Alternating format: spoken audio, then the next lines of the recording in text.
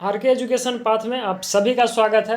आज हम लोग बिहार दरोगा में जितने भी क्वेश्चंस पीटी में आए हुए हैं 2023 17 दिसंबर 2023 को उसका डिस्कशन आज करेंगे और सब्जेक्ट वाइज करेंगे कि किस सब्जेक्ट से कौन सा क्वेश्चन आया है। ठीक है, तो वीडियो स्टार्ट करते हैं। इतिहास को पहले देखते हैं कि इतिहास से कौन कौन सा क्वेश्चन आया हुआ है हमारे एग्जाम में। पहला है कौशाम्बी किस महाजनपद की राजधानी थी।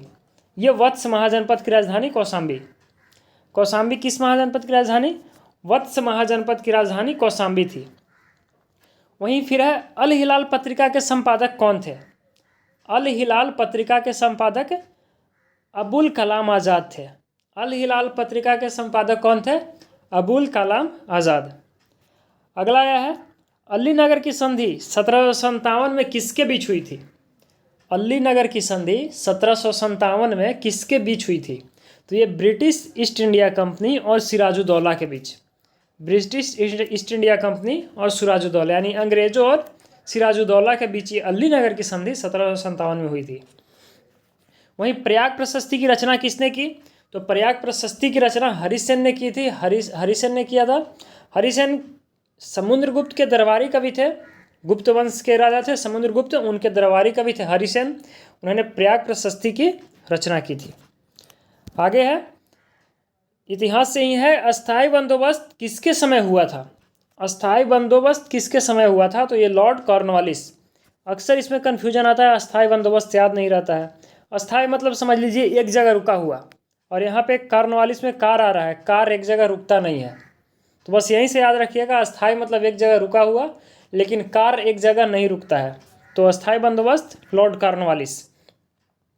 इतिहास से एक क्वेश्चन और आया था कि मगध महाजनपद की पुरानी राजधानी पहली राजधानी कौन थी? तो वो राजगृह। मगध जो महाजनपद उसकी राजधानी कौन थी सबसे पहले? तो राजगृह मगध महाजनपद की राजधानी थी। एक क्वेश्चन इतिहास से ये भी था। आगे देखते हैं भूगोल से। भूगोल से क्या हुआ है कि कुद्रेमुख क्या है? ये क्वेश्चन आया हुआ है आपके बिहार दरोगा 2023 पीटी में। कुद्रेमुख क्या है? कुद्रेमुख एक पर्वतमाला है। यहाँ आयरन ओर भी मिलता है, आयरन ओर के लिए फेमस है ये। अगला जो क्वेश्चन आया हुआ है भूगोल से, नवीन जलोढ़ अलुवियल सॉइल को क्या कहा जाता है? नवीन जलोढ़ को क्या कहा जाता है? खादर कहा जाता है नवीन जलोढ़ को। वहीं पुरानी जो होती है उसको भांगर बोला जाता है, नवीन को खादर।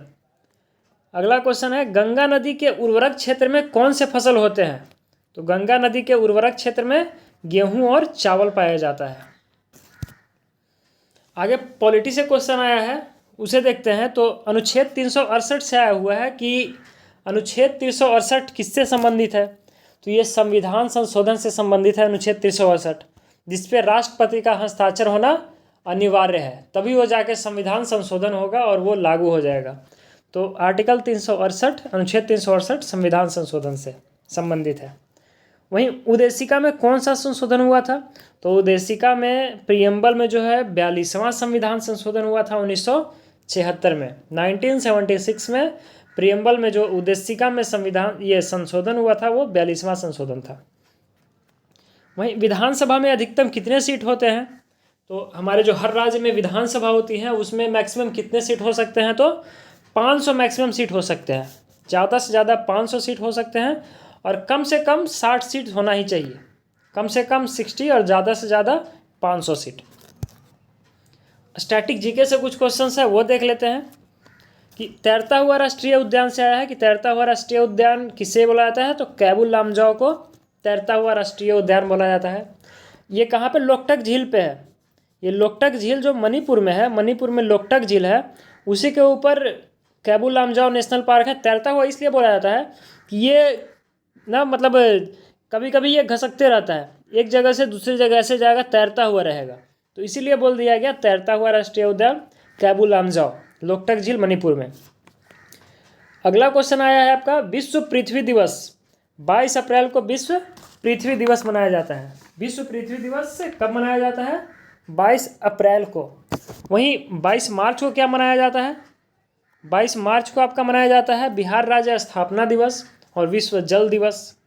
22 मार्च बिहार राज्य स्थापना दिवस और विश्व जल दिवस, और विश्व पृथ्वी दिवस 22 अप्रैल को। अंत्योदय योजना आया था, एक क्वेश्चन आपका, अंत्योदय योजना कब शुरू हुआ?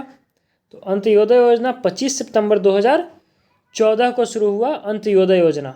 ठीक है, 25 सितंबर 2014 को अंत्योदय योजना शुरू हुआ।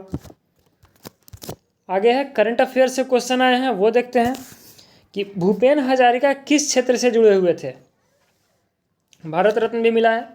तो भूपेन हजारिका असम के संगीतकार और गायक थे, यानी कला और संस्कृति से जुड़े हुए थे ये। ठीक है, कला और संस्कृति से भूपेन हजारिका जुड़े हुए थे। अगला है 5th एशियन गेम, 5वां एशियन भारत व्यापार शिखर सम्मेलन कहाँ किया गया?